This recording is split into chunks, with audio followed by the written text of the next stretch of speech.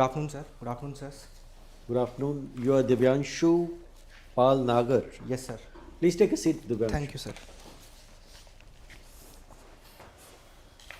So, Divyanshu, can you give us a brief introduction, please? Sir मैं हिंदी में Yes, Hindi में हाँ हिंदी में ज़रा परिचय दें. सर मेरा नाम दिव्यांशु पाल नागर है. मैं कोटा राजस्थान का रहने वाला हूँ. मैं आईआईटी कानपुर से एरोस्पेस इंजीनियर हूँ और उसके बाद मैंने हैदराबाद में लगभग 1 साल तक कार्य भी किया है एक स्टार्टअप में.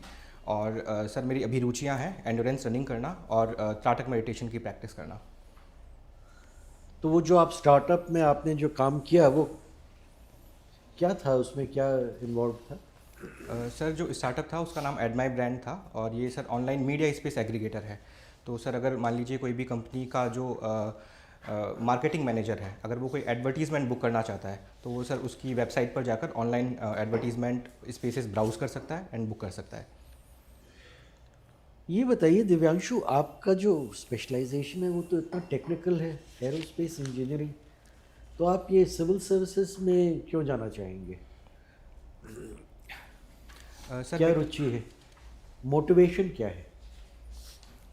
सर आई बिलीव जो सिविल सर्विसेज है that is one of the best job available there in the country. Sir इसमें एक स्टार्टअप की तरह इनोवेशन करने का एक पूरा मौका मिलता है. एनजीओ की तरह जो एक सोशल सेक्टर में काम करने का मौका है वो है. इसके अलावा सर करियर प्रोग्रेशन सर इसका काफ़ी अच्छा है. तो सर ये सब जो जो चीज़ें हैं किसी भी जॉब में अवेलेबल हो सकती हैं. I believe sir that is the biggest motivation for me. Is it a job or a career? Sir I believe it is a career sir. It is more than a job. Rajasthan में समय समय पर ये locust infection होता है, टिड्डी, पर ये हर साल नहीं होता. क्या वजह है कि कुछ कुछ साल होता है, कुछ कुछ साल नहीं होता? सर राजस्थान चूँकि भारत के उत्तर पश्चिमी क्षेत्र में स्थित है और सर जो यहाँ पर जो लोकस्ट का एक पूरा एक स्वार्म्स देखने को मिलता है उसका रिलेशन है कि सर जो मिडिल ईस्ट में खासकर जो सऊदी अरब हो गया, अफ़गानिस्तान हो गया, पाकिस्तान हो गया, वहाँ पर कैसी जियोग्राफिकल कंडीशंस हो रही हैं, क्लाइमेटिक कंडीशंस हो रही हैं. तो सर उससे ये चीज़ रिलेटेड है सर. तो सर जब भी वहाँ पर ऐसी अनुकूल परिस्थितियाँ मिलती हैं उनको पनपने के लिए, तो सर उसका एक स्पिल ओवर इफेक्ट इस वाले भारत के भूभाग में देखने को मिलता है. आपने सही फरमाया, पर वो आप कह रहे हैं ना अनुकूल परिस्थितियाँ, वो क्या अनुकूल परिस्थितियाँ हैं, इस पर ज़रा प्रकाश डालें. सर मैं स्पेसिफिकली तो इस बारे में अवेयर नहीं हूँ, किंतु अच्छा, सर ठीक है, कोई दिक्कत नहीं. FCI, इसका फुल फॉर्म क्या है? Sir food corporation of India. हाँ, ये कब स्थापित हुई थी? सर ये 1960s में स्थापित हुई थी और सर जो 1968 कहा आपने? Sir 1960 sir 1964 to be specific. और इसके 3 उद्देश्य बताए गए थे जब ये स्थापित की गई थी. उन उद्देश्य पर ज़रा प्रकाश डालें. सर इसके जो 3 उद्देश्य मुख्यतया हैं सर, पहला तो यही कि जो देश में एक फूड सिक्योरिटी है उसको इंश्योर करना. दूसरा कि सर जो एक हमारा फूड सरप्लस एक पूरा एग्रीकल्चरल इकोसिस्टम है तो उसको फूड स्टोरेज के रूप में कार्य करना. और सर तीसरा एक मैं सोच सकता हूँ कि सर जो एक रीजनल इम्बैलेंसेस कई बार हो जाते हैं, देश के किसी इस हिस्से में फेमाइन हो सकते हैं, तो सर उस वाले केस में वहाँ पर ग्रेन्स पहुँचाना. सबसे इम्पोर्टेंट जो मुद्दा है वो तो आपने उस पर प्रकाश डाला ही नहीं, procurement. Definitely sir, thank you sir. Final question आपसे, मिशन कर्मयोगी से आप क्या समझते हैं? सर मिशन कर्मयोगी सर जो एक सिविल सर्वेंट है उनका जो एक उसमें स्ट्रक्चरल रिफॉर्म्स लाने के उद्देश्य से लाया गया है. और सर इसका मूल उद्देश्य है जो एक रूल बेस्ड सिस्टम जो बना हुआ है उसको रोल बेस्ड सिस्टम में परिवर्तित करना. इसमें सर एक ऑनलाइन आई गॉट प्लेटफॉर्म है जिसके द्वारा सिविल सर्विसेज का कंटिन्यूस रीस्किलिंग एंड अपस्किलिंग पर जोर दिया जाता है. आई गॉट का full form? Sir I can try. Sir it is integrated online training. जी आप भूल गए, government online training. Thank you. Thank you sir. Divyanshu, yes sir. आप राजस्थान से हैं. Yes sir. विलेज का नाम आपका बड़ा इंटरेस्टिंग है, सावन भादों विलेज. Yes sir. ये इसके पीछे का क्या कारण है? सर सावन भादो जो हिंदू कैलेंडर है उसके 2 मंथ हैं, और जो सावन और भादो हैं सर वो जो वर्षा ऋतु होती है वो इन्हीं 2 महीनों में होती है। और सर जो मेरा गांव है वहाँ से एक अरू नामक एक नदी प्रवाहित होती है, और उसके कारण गांव के आसपास हरियाली भी काफ़ी अच्छी है, और एक एग्रीकल्चरल आउटपुट है वो भी सर काफ़ी अच्छा है। तो ये एक सर सीधा सीधा नाम मेरे गाँव से एसोसिएट होता है। अच्छा, कोई और ऐतिहासिक उसका आधार नहीं है? सॉरी सर, इस बारे में मैं और अवेयर नहीं हूँ। ओके। और जनपद कोटा है, यस सर। कोटा नाम कैसे पड़ा? सर इसके बारे में ऐसी किंवदंती प्रचलित है कि इसकी स्थापना कोटिया भील नामक एक भील चीफ्टेन ने की थी, तो सर तब से इसका नाम कोटा जाने लगा। और इसके अलावा सर जो कोटा है वो एक परकोटा एक स्ट्रक्चर है सर वहाँ पे, जिसके अंदर जो रॉयल फैमिलीज़ हैं वो पहले रहा करती थी, तो सर उससे भी इसका नाम एसोसिएट किया जाता है। पीछे न्यूज़ में जो है कोटा काफ़ी रहा है, और कुछ अच्छी खबर की वजह से नहीं, बुरी खबर की वजह से, बताएंगे कुछ? सर जो कोटा के साथ में इस समय सर जो एक बड़ा दुर्भाग्यपूर्ण जो घटनाएं हो रही हैं उनमें सर स्टूडेंट सुसाइड एक बहुत बड़ा मुद्दा बनकर आया है, और इसी वजह से सर ये पिछले साल काफ़ी न्यूज़ में रहा है। लगभग 27 स्टूडेंट्स सर 2023 में सर ऐसा अनफॉर्चुनेट एंड एक्सट्रीम स्टेप ले चुके हैं। क्या वजह? सर इसकी कई सारी वजहें हैं सर। पहला तो यही कि जो कोटा है वो अपनी कोचिंग इंडस्ट्री के नाम से जाना जाता है। इसमें सर जेई और नीट के लिए कई सारी कोचिंग वहाँ पर इंस्टीट्यूट्स हैं वो हैं, किंतु सर जो एक एकेडमिक करिकुलम है वो काफ़ी इंटेंस है, और जो बच्चे जहाँ पर वहाँ पर जो जनरली जाते हैं वो अपनी टीन एज में होते हैं, तो सर जो एक इम्पल्सिव अवस्था वहाँ पर होती है, और sir that is also coupled with isolation and home sickness. तो सर इन सब कारणों की वजह से कई बार बच्चे एक्सट्रीम स्टेप ले लेते हैं। दूसरा कारण ये है कि सर हमारे समाज में सोशल जो मेंटल हेल्थ है उसको लेकर एक स्टिग्मा सा बना हुआ है, तो सर अगर बच्चे किसी डिप्रेशन या स्ट्रेस जैसी समस्या से जूझ भी रहे हैं तो वो सर कोई ऐसी प्रोफेशनल हेल्प सीख नहीं कर पाते हैं, तो सर वो भी एक दूसरा बड़ा कारण है। और सर तीसरा कारण ये कि पेरेंटल प्रेशर से इसमें बना हुआ है। पेरेंट्स बहुत ज़्यादा अवेयर है नहीं कि अगर जेई या नीट में अगर उनके बच्चों का सिलेक्शन नहीं भी हो पाता है तो it's not end of their career, तो सर एक वो प्रेशर वाली जो एक सिचुएशन है, ये सब एक कारण बनकर उभर कर सामने आता है। ये कोचिंग का जो प्रोफेशन या बिजनेस कह लीजिए मॉडल आजकल हम देख रहे हैं, इससे आप कितना सहमत हैं, और अगर नहीं है सहमत तो क्यों? सर इसके कई सारे बिंदु ऐसे हैं जो कि काफ़ी पॉजिटिव हैं सर। जैसा कि ये सर कोचिंग एक लेवल प्लेइंग फील्ड प्रदान करवाता है। कई सारे बच्चे ऐसे हो सकते हैं सर जिनकी स्कूलिंग बहुत अच्छे माध्यम से नहीं हुई है, तो सर उनको एक तरीके से लॉन्च पैड का माध्यम प्रस्तुत करता है। और इसके अलावा सर एम्प्लॉयमेंट जनरेशन में भी इसका बहुत बड़ा योगदान है, जैसे कि मैं कोटा से आता हूँ वहाँ पर देख सकता हूँ। किंतु इसमें सर कई सारे नेगेटिव चीज़ें भी हैं जिनको सर और भी रेगुलेट करने की आवश्यकता है सर। जैसे स्टूडेंट सुसाइड एक बहुत बड़ा एक ऐसा मुद्दा सामने निकल कर आता है। दूसरा सर डमी स्कूल की एक जो समस्या है सर, खासकर जेई और नीट के लिए बच्चे स्कूल्स छोड़कर कोचिंग अटेंड करते हैं, तो ये सर कुछ समस्याएं हैं। But sir having said that, अभी हम जो कोचिंग गाइडलाइंस के साथ में आए हैं, आई बिलीव कि sir that is the step in the right direction, और अगर उसको अच्छे से इंप्लीमेंट किया गया तो हम सर एक होलसम इकोसिस्टम डेवलप कर पाएंगे।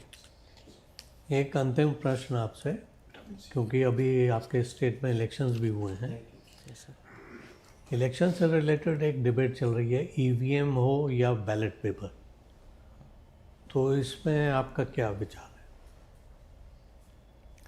है? सर मेरा ऐसा मानना है कि हम टेक्नोलॉजी के जिस दौर में खड़े हैं सर, वहाँ पर ईवीएम सबसे अधिक उपयुक्त एक ऑप्शन निकल कर आता है सर, क्योंकि कई सारी कंट्रीज़ इसको फॉलो कर रही है। एक जो हमारा पूरा इलेक्शन इकोसिस्टम है वो ईवीएम पर ग्रेजुएट कर चुका है, तो sir I believe sir EVM is better. But sir having said that, अगर सर ऐसे कुछ अगर जो पॉलिटिकल पार्टीज़ हैं उनके कुछ कंसर्न है, that should also be taken into account sir. उसके लिए हम वीवीपैट के साथ में लेकर आए हैं, ताकि जो दूसरी पॉलिटिकल पार्टीज़ हैं, अपोजिशन पॉलिटिकल पार्टीज़ हैं, उनका भी इस पूरे फील्ड में एक विश्वास निकल कर आ सके।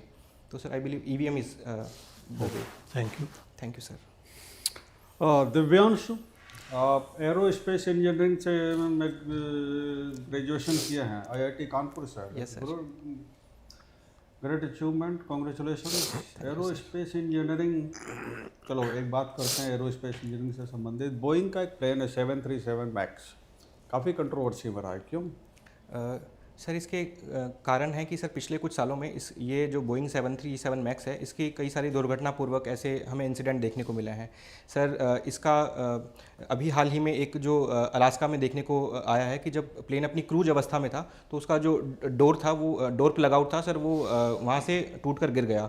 इसके अलावा सर इसमें एक MCAS करके एक और सिस्टम था जिसके कारण इसके विदिन 2 वीक्स 346 इसमें लोगों की मृत्यु हो गई थी। तो सर इनको लेकर सर सॉरी सर मैं वो कोई याद बात नहीं कर नहीं। पा रहा हूँ।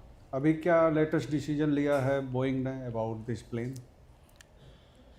सर इस तरीके के इंसिडेंट प्रकाश में आने के बाद उन्होंने जो बोइंग 737-9 जो एक पर्टिकुलर उसका वेरिएंट था उसको ग्राउंड करने का निश्चय किया है और एक पूरी ऑडिट करने का निश्चय किया गया है। और सर इंडिया में भी जो DGCA हैं उनकी तरफ से ऐसा ऑडिट करने का निश्चय लिया है या प्रोडक्शन लाइन बंद कर दिया?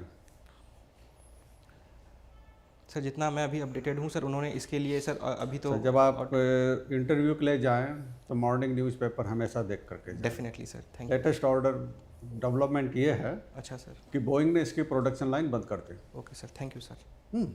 Okay, now what is this endurance running? आप एंड्योरेंस रनिंग में शौक रखते हैं, वेरी इंटरेस्टिंग। आप मैराथन दौड़ते हो? सर मैं अभी तक हाफ मैराथन दौड़ा हूँ और सर मेरा how many times? Sir 3 times I have achieved it. कहाँ, जयपुर? नहीं सर, अभी तो मैंने सर इसे पर्सनल लेवल पर ही सर स्टेडियम में सर दौड़ा है सर। अभी last time sir it was on 25 of December 2023। कहाँ?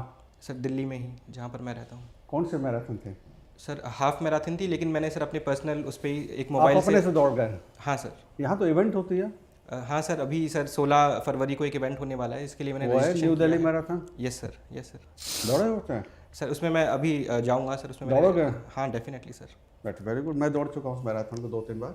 Nice. एनीवे, तो जब आप मैराथन दौड़ते हो तो क्या प्रिकॉशन लेते हैं? सर इसके लिए कई सारे प्रिकॉशंस लेने की ज़रूरत है सर। सबसे पहला तो ये कि जो आपका रनिंग गियर है, जो आपके शूज़ हैं, वो अच्छी क्वालिटी के होनी चाहिए। Quality is a very vague term. आप मैराथन दौड़ रहे हो, आप मैराथन दौड़ चुके हो, मुझे स्पेसिफिक बताओ कि किस तरह के जूते पहनते हैं मैराथन दौड़ने के लिए? सर उनका जो रिबाउंडिंग इफेक्ट है सर वो काफ़ी अच्छा होना चाहिए, ताकि जो हमारी जो एक ओवरऑल एनर्जी है वो एक लंबे समय तक कंजर्व रहे सर। दूसरा सर एंड्योरेंस ट्रेनिंग में एक बहुत बड़ा एलिमेंट होता है to keep body hydrated. Yes sir, definitely तो सर। आप क्या प्रिकॉशन लेते हैं to keep body hydrated? Sir उसके लिए सर हम पहले सर एक जो जिस भी समय पर ये हाफ मैराथन या मैराथन दौड़ना शुरू कर रहे हैं सर, तो उसके लिए पहले खुद को हाइड्रेट करें। और इसमें सर इस पूरे ड्यूरेशन में कई बार सर जो सॉल्ट्स हैं सर वो भी बॉडी से डिप्लीट हो जाते हैं। तो कहाँ बात किया जाए, ये क्या त्राटक meditation? I am ignorant about it. What is this trataka meditation? Sir it is this specific type of meditation. इसमें सर हम हमारी जो आंखें हैं वो किसी एक बिंदु पर स्थिर रखते हैं सर, क्योंकि जो हमारी आंखों का मूवमेंट है और हमारे दिमाग में आने वाले विचार हैं उनका सीधा सीधा संबंध होता है। Okay. तो जैसे जैसे हम अपनी आंखें स्थिर करते जाते हैं तो सर हमारे दिमाग में आने वाले विचार भी कम होते जाते हैं और हमें काम एंड तो compose. That is common for all forms of meditation. What is मतलब इसके लिए स्पेसिफिक क्या है त्राटक के लिए जो अन्य से अलग है? सर जैसे जो अन्य मेडिटेशन है उनका उनकी एक एम होता है कि एक रिलैक्स्ड स्टेट ऑफ अवेयरनेस प्रदान की जाए सर, जबकि इसमें आज्ञा चक्र पर स्पेसिफिकली फोकस किया जाता है सर, क्योंकि जब हम अपनी आंखें फिक्स करते हैं तो सर उसका जो पीनियल ग्लैंड है, आज्ञा चक्र जहाँ पर स्थित होता है सर, उस पर प्रभाव पड़ता है और इससे इंट्यूशन में भी सर वृद्धि होती है। तो ये एक स्पेसिफिक चीज़ है। Thank you sir. जी, दिव्यांशु पाल। Yes sir. अच्छा, हिंदी साहित्य के आप यस सर। ये ऑप्शन लिया है। ये एक स्टेटमेंट है कि प्रयोगवाद के जो कवि हैं, प्रवर्तक है निराला प्रसाद गुप्त, मधुसूदन गुप्त एंड अज्ञेय।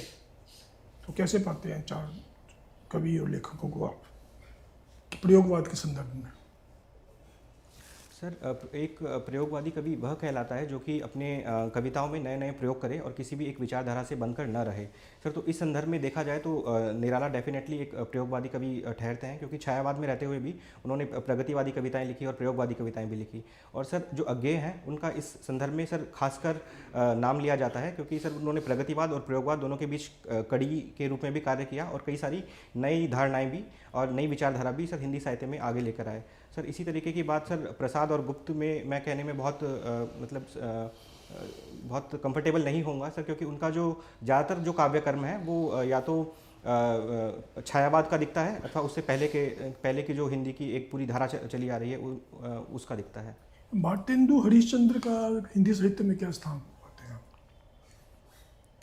सर जो भारतेंदु हरिश्चंद्र का जो रचना काल है वो लगभग 1880-1890 के दशक का है, और ये वो समय था जब हिंदी अपना आकार ले रही थी। तो कई सारी ऐसी हिंदी की नई विधाएं हैं जो उन्होंने अपने उनका इनिशिएशन किया सर। तो वो एक पायोनियर सर इस संदर्भ में कहे जा सकते हैं। जैसे कि सर जो एक नाटक विधा है, गद्य की विधा है, गद्य में भी सर जो कविताएँ हैं, कहानियाँ हैं सर, उनको लेकर सर उनका एक काफ़ी फंडामेंटल रोल देखने को मिलता है। इसी कारण सर उन्हें हिंदी का पितामह भी कहा जाता है। अच्छा, हिंदी की एक समस्या जो है वो फोनेटिक्स की है। फोनेटिक्स के साथ साथ लिंग और पुल्लिंग स्त्रीलिंग की भी है। जो गैर हिंदी भाषी लोग हिंदी क्षेत्र में आते हैं तो उनको समझ नहीं आता कि लिंग और पुल्लिंग और स्त्रीलिंग कैसे उसको भेद करें।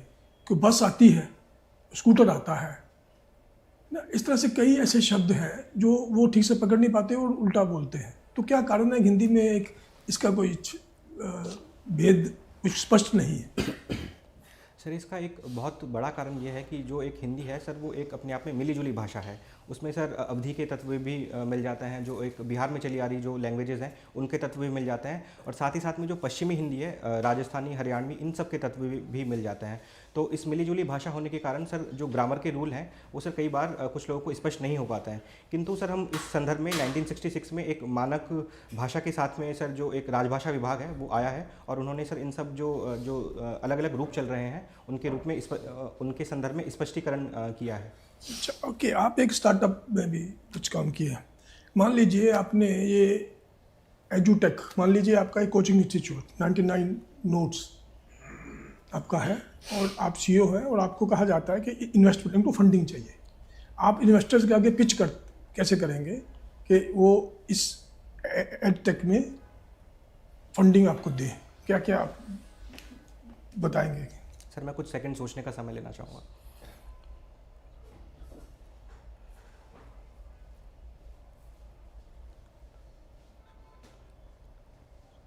सर जो मेरी पिच होगी सर उसके दो प्रमुख तत्व होंगे सर। पहला तो ये कि एक स्कोप कितना है, मतलब मार्केट साइज़ कितना है। तो सर उसमें मैं बिल्कुल डेटा बैक तरीके से ये बताऊंगा कि जो एक सिविल सर्विसेज का एक जो पूरा बच्चे कई सारे आ रहे हैं इस वाले समय में, खासकर जैसे जैसे अवेयरनेस ज़्यादा बढ़ती जा रही है, तो सर एक मार्केट साइज़ को लेकर मैं इसमें एक पिच का मेरा पॉइंट रहेगा। तो दूसरा पॉइंट ये रहेगा कि अगर हम 99 नोट्स को किस तरीके से डिफरेंशिएट कर सकते हैं जो अन्य कोचिंग इंस्टीट्यूट्स हैं सर, तो मैं उसमें मैं ये सजेस्ट करूँगा कि आने वाले समय में हम आर्टिफिशियल इंटेलिजेंस बैक्ड एक प्लेटफॉर्म बना सकते हैं जो कि हर एक स्टूडेंट को बिल्कुल कस्टमाइज तरीके से ऐसे सॉल्यूशन प्रोवाइड करवाएं। और तीसरा सर मैं इसमें ये उनके पिच का पॉइंट रहेगा कि हम इसको बहुत डिसेंट्रलाइज भी कर सकते हैं सर, क्योंकि जो दिल्ली का मार्केट है एक तरीके से वो बहुत सैचुरेट हो चुका है। तो सर मैं पिच ये करूँगा कि हम आने वाले समय में Tier 2 और Tier 3 सिटी वाला जो मार्केट है उसमें भी हमें पेनिट्रेट करना चाहिए।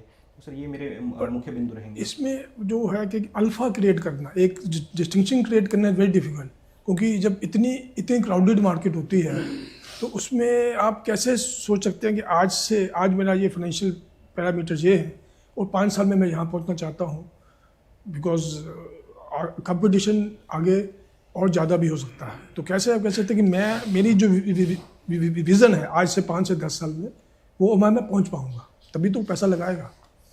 सर इसमें जो एक यूनिक सेलिंग प्रपोजिशन यूएसपी जो बोलते हैं सर, वो मैं ये क्रिएट करने की कोशिश करूंगा कि जो आने वाला जो भी, चूँकि जो सिविल सर्विसेज का एग्जाम है काफ़ी डायनेमिक इन नेचर है, तो सर मेरी पिच का एक पॉइंट ये भी रहेगा कि जो भी चेंजेस हम देखते जा रहे हैं इस एग्ज़ाम के पूरे प्रोसेस में, वो हम कैसे हमारी पूरी कोचिंग में, हमारी पूरी मैथोडोलॉजी में, हमारी पूरी पैडागोगी में किस तरीके से हम इंटीग्रेट कर पाएंगे। और सर इसके लिए हम टेक्नोलॉजी का उपयोग कर सकते हैं, जैसे कि सर एआई का सर मैंने नाम लिया और डिसेंट्रलाइज करने का नाम लिया, सर वो कुछ पॉइंट हो सकता है। Okay, just tell me 1-2 short questions. Do you know what is the tax to GDP ratio of country? हमारा क्या है?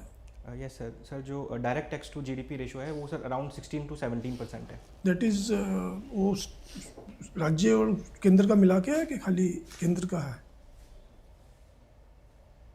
सर ये sir as far as I am updated sir it should be collective sir. हमारा जो tax base कितना है?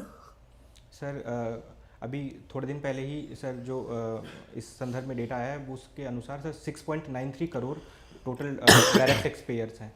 तो tax payers हैं कि आर यू श्योर कि टैक्स पेयर्स हैं इतने? Sir 6.93 crore are individual tax payers और 7 करोड़ के ऊपर 7.12 crore are total direct tax payers. उसमें सर टैक्स पेयर्स और इनकम टैक्स रिटर्न फाइलर्स दोनों में अंतर है, तो उसमें क्या अंतर है और कितने लोग हैं जो टैक्स फाइल करते हैं और कितने लोग एक्चुअली टैक्स पेमेंट करते हैं? Sorry sir, I'll read about it. Study thank you sir. Divyanshu, yes sir. Divyanshu आप राजस्थान से आते हैं। राजस्थान में अभी इलेक्शन के दौरान कास्ट सेंसस का बहुत ज़्यादा जिक्र था। आप क्या ओपिनियन रखते हैं इस पर?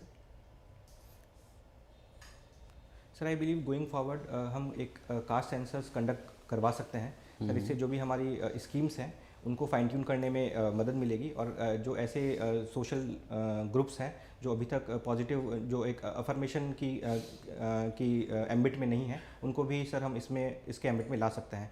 किंतु सर जो इसके कई सारे इसके नुकसान बताए जाते हैं कि ये जो एक कास्ट सेंसस का डेटा है that can be misuse by some political party, sir हमें उसका अच्छे से ध्यान रखने की आवश्यकता होगी। बट सर अगर हम इन कुछ कंसर्न्स का ध्यान रख पाएँ तो I believe sir it is a progressive step. Affirmative action, yes sir. Reservation, yes sir.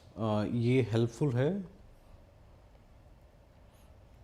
Sir I believe कि अगर हम 1947 के बाद से अगर देखें तो सर ओवरऑल जिन जिन कैटेगरीज़ को ये रिजर्वेशन दिया गया है उनकी ओवरऑल सोशो इकोनॉमिक बेटरमेंट में इसका सीधा असर तो दिखता है। बट सर गोइंग फॉरवर्ड हमें इसमें कुछ रिफॉर्म्स भी करने की आवश्यकता है सर। जैसे कि जो एक ओबीसी में सब कैटेगराइजेशन की एक मांग उठ रही है, जो जस्टिस रोहिणी कमीशन बनाया गया है सर, उसी तरीके के हमें रिफॉर्म सर अदर कैटेगरीज में भी आई बिलीव सर समय के साथ लाने चाहिए, ताकि और भी रिफ्लेक्टिव हो सके और भी फाइन ट्यून हो सके। ओके। एक वर्ड होता है डोमिनेटिंग कास्ट, मुझे हिंदी में नहीं पता उसे क्या बोलेंगे, you understand it very well. Dominating caste के क्या क्या फैक्टर्स हो सकते हैं कि ये स्पेसिफिक कास्ट डोमिनेटिंग है? सर इसके कुछ पैरामीटर्स जिसके आधार पर किसी कास्ट को डोमिनेटिंग कास्ट कहा जा सकता है सर। सबसे पहला उनका न्यूमेरिकल स्ट्रेंथ कितना है सर, क्योंकि वो सीधा रिफ्लेक्ट होगा कि उनका पॉलिटिकल रिप्रेजेंटेशन क्या है। सर दूसरा कि उनका सर एक हिस्टोरिकल पर्सपेक्टिव क्या रहा है। नंबर 2 ये है। और सर तीसरा ये कि सर उनका ओवरऑल सर सोशो इकोनॉमिक जो एक ऑक्यूपेशन है सर, वो किस तरीके का ऑक्यूपेशन है। अगर वो ट्रेडिशनली सर जो एक निचले ऑक्यूपेशंस में ऑक्यूपाइड हैं, या फिर सर एक उनका एक सर्विस सेक्टर में इंडस्ट्रियल सेक्टर में उनका ऑक्यूपेशन रहा है, वो सर एक तीसरा फैक्टर हो सकता है। और सर चौथा फैक्टर ये भी है कि सर उस कास्ट में महिलाओं की स्थिति कैसी है, क्योंकि that also reflects to overall socio economic betterment. Okay. Do you agree Jat Yadavs ये डोमिनेटिंग कास्ट में आते हैं? सर अगर इन सब जो पैरामीटर्स मैंने अभी बताए, अगर उन पैरामीटर्स पर इन कास्ट को देखा जाए तो I believe sir they are dominating than other caste. Relatively sir वो डोमिनेटिंग है। तो डोमिनेटिंग कास्ट को रिजर्वेशन की ज़रूरत है? सर आई बिलीव सर जैसा कि मैंने पहले भी कहा था कि सर जो भी जिन कैटेगरीज़ में सर हम रिजर्वेशन दे रहे हैं सर, उनको हम सब कैटेगराइज कर सकते हैं। और जो भी जिन ऐसी कास्ट ने सर इस अफर्मेटिव एक्शन का पहले फ़ायदा उठा लिया है सर, उनका हम जो एक रिलेटिव शेयर है वो कम कर सकते हैं। और ऐसी कास्ट जिनको इस तरीके के फ़ायदे नहीं मिल पाए हैं सर, उनका हम अकॉर्डिंगली हम उनका शेयर बढ़ा सकते हैं। Okay. One more question from Rajasthan. एक नया टाइगर रिजर्व अभी ऐड किया है, अब टोटल कितने हो गए हैं और कौन सा टाइगर रिजर्व अभी ऐड हुआ है? सर अभी हमने रामगढ़ विषधारी एक टाइगर रिजर्व किया है जो कि बूंदी डिस्ट्रिक्ट में है, और इसके साथ में sir total sir 4 tiger reserve national level पे आई एम आस्किंग। हाँ सर, नेशनल लेवल पर सर 4। नेशनल लेवल पे 4 टाइगर रिजर्व्स? सर ये सर इसका Ranthambore Mukundra hills and sir this Ramgarh Vishdhari. Okay.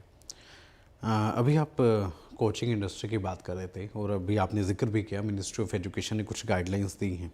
आपको लगता है वो गाइडलाइंस प्रैक्टिकल हैं? Yes sir. Have you read the guidelines? Yes sir. Okay, कुछ मुख्य 3 बिंदु बताइए गाइडलाइंस की।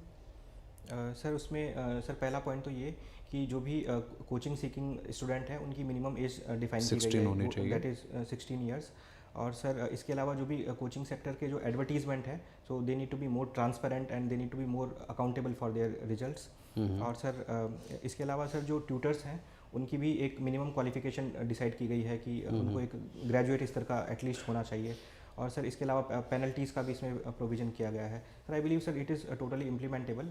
सर सिंस मैं कोटा से आता हूँ और सर वहाँ पर एक बहुत बड़ी समस्या यही देखने को मिलती है कि जो जेई और नीट की कोचिंग्स हैं वो क्लास 6 क्लास 7 से ही सर बच्चों को कोचिंग पढ़ाने लग जाती है। तो सर अगर स्कूल की जगह कोई विद्यार्थी कोचिंग अटेंड करता है तो इसका एक ओवरऑल डेवलपमेंट सर कहीं ना कहीं प्रभावित होता है। तो आई बिलीव कि सर ये जो गाइडलाइंस हैं they are the need of the art sir. Divyanshu, मेरा लास्ट सवाल, पार्लियामेंट में अभी 6 बिल्स पास हुए थे, are you aware? Spectrum bill जो था उसके बारे में कुछ बताइए।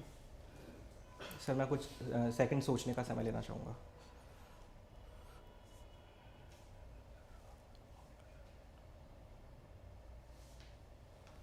सर उसके कुछ मुख्य पॉइंट हैं कि जो एक हमारा स्पेक्ट्रम है सर उसको अलोकेट करने का एक पूरा मैकेनिज्म डिसाइड हुआ है जिसके द्वारा हम सर ऑक्शन की तरफ आगे बढ़ेंगे और उसमें कुछ स्पेसिफिक स्पेक्ट्रम बैंड है that would be reserve for the defence forces.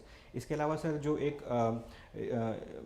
Universal service obligation fund था उसे डिजिटल भारत निधि के रूप में नामित किया गया है और उसका स्कोप भी बढ़ाया गया है। और इसके अलावा सर ऐसे प्रोविज़न भी हैं कि in the interest of national integrity and security intercept करने का सर जो भी अथॉरिटी है उनको अधिकार दिया गया है। Okay, thank you Divyanshu. Thank you sir.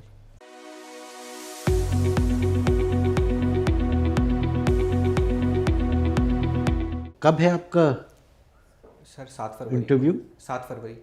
7 फरवरी, ज़्यादा टाइम अब नहीं है। मॉक्स कितने ले लिए आपने? सर टोटल 4 मॉक्स हैं और ये सर मेरा लास्ट मॉक मैं प्लान कर रहा हूँ।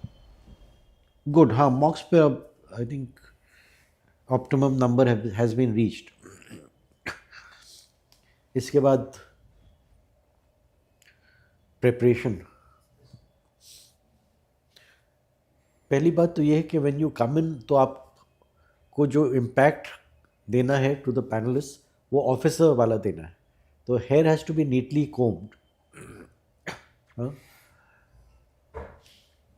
Shoes should be shining brightly, और आपकी टाई जो है वो आपने शर्ट के अंदर डाल दी। That's not the correct way. It should go inside. वो there is a small area from which you can put it in. ये सब चीज़ें हालांकि लगती हैं छोटी लगती हैं बट इम्पैक्ट होना जो चाहिए, as I said, first impact should be the best impact. तो देखिए, एक चीज़ जो हम सभी एस्पिरेंट्स को बताते हैं कि this is not as such a test of knowledge. ये टेस्ट है ये देखने के लिए कि आप में ऑफिसर जैसे गुण हैं या नहीं, और उसमें सबसे पहले जो है वो है इंटेग्रिटी। तो नो गेसिंग, नो ब्लफिंग। उसके बाद ये देख रहे हैं हम लोग कि कितनी अवेयरनेस है आपकी with respect to yourself, your district, your state, nation, the world. आप किस तरीके से अपने आइडियाज़ को एक्सप्रेस करते हैं, लॉजिकल थिंकिंग है उसके पीछे या नहीं, बैलेंस्ड ओपिनियन देते हैं या नहीं, सेल्फ कॉन्फिडेंस है, पॉइज है या नहीं। कंसेप्चुअल क्लैरिटी बहुत ज़रूरी। तो I feel you are a very good candidate. जिस तरीके से आपने आज क्वेश्चंस फील किए, you are ready to face the interview board. बस एक चीज़ ये ज़रूर है कि आपकी रफ्तार जो है वो बहुत ज़्यादा है। इतनी तेज़ स्पीड रहती है कि उसको फॉलो करने में डिफ़िकल्टी आ जाती है। ये भी ध्यान रखें कि older people like us have hearing problems. देखिए, मेनली क्वेश्चंस आएंगे from current affairs, डैफ and subject. तो इनको लेकर अब जो टाइम बचा है, क्योंकि बाकी चीज़ें तो अनप्रेडिक्टेबल है ना, कहीं से भी आ सकते हैं क्वेश्चन, इनको लेकर थोड़ा सा ब्रश अप कर लीजिए। No one is expected to know everything, ये भी ध्यान रखें। क्वेश्चन नहीं आता है तो नहीं आता है, और उस क्वेश्चन को अगर कोई ऐसा क्वेश्चन पूछा गया खुदा न खास्ता जो आप रिस्पॉन्स नहीं दे पाएंगे, तो उसको पीछे छोड़कर अगले उस पर without having any impact on your self confidence. कभी कभी जानबूझकर भी क्वेश्चंस ऐसे पूछ लिए जाएंगे। ज़्यादातर ये क्वेश्चंस जो हैं इनका रिस्पांस बहुत आसानी से इसमें मिल जाता है and in order of priority होना चाहिए। अब जैसे I asked about FCI 3 objectives, तो पहला था procurement, second was PDS and third was buffer stocking. तो लगता तो ये है कि ये बहुत आम सवाल है और इसको जनरलाइज तरीके से हम रिस्पॉन्स दे सकते हैं, पर इन सब में कोई ना कोई चीज़ छुपी रहती है। तो वही देखा जाता है कि डेप्थ में आप जा चुके हैं या सिर्फ सुपरफिशियल तरीके से आंसर कर रहे हैं। But by and large I think कि आपका परफॉर्मेंस अच्छा रहा। आप क्या सोचते हैं, आप कैसे उसका स्व मूल्यांकन करते हैं? सर स्कोप है इम्प्रूवमेंट का, सर काफ़ी स्कोप है कई आंसर्स में। कुछ में सर वो क्रिस्पनेस वो शायद उतनी निकल कर नहीं आ रही है, थोड़े टेंटेटिव आंसर्स हैं, तो वहाँ पे मैं काम करूँगा। नहीं देखिए, अब आप इस स्टेज पर आ गए हैं कि सेल्फ डाउट को हटा दीजिए। You are a very good candidate, you are going to ace the interview, ये धारणा लेकर जाइए and you will ace it. आप में हमें ऐसी कोई कमी तो दिखी नहीं कि जिसकी वजह से यू विल फेयर बैडली। 2 बार जा चुके हो इंटरव्यू तक, यस सर। You know. क्या क्या मार्क्स मिले थे? सर एक बार 158 और एक बार 149। 158। और मिस कितने मार्क्स से किया आपने ईच टाइम? सर जब 149 मिले थे तो सर 18 मार्क्स से मिस किया, और जब 158 थे तब सर 12 मार्क्स से मिस किया। तो मतलब you are on the cusp. Yes sir. अब किसे कैसे गए हैं मेंस? मीन्स बेटर है सर पिछले ईयर से। आप में पोटेंशियल है 175 180 तक लेके आने का, तो उसको आप कर लीजिए। जो आप हमने देखा है पोटेंशियल आप में है, तो thank you sir. Work hard and wish you all the best. Best of luck. You are good. Interview जब जाएंगे मॉर्निंग पेपर देख के जाना, श्योर सर। नहीं तो कोई क्रिटिकल आंसर मिस हो जाएगा। बिल्कुल सर। जैसे आपने मिस करके 737 वाला, यस सर। अखबार देखे, न्यूज़ है, हेडलाइन न्यूज़ है। एटलीस्ट हेडलाइंस पढ़ लीजिए, कम थोड़ा idea. Sure sir. Sure sir. ठीक है, okay sir, thank you sir. All right, sir. All the best. Thank you sir.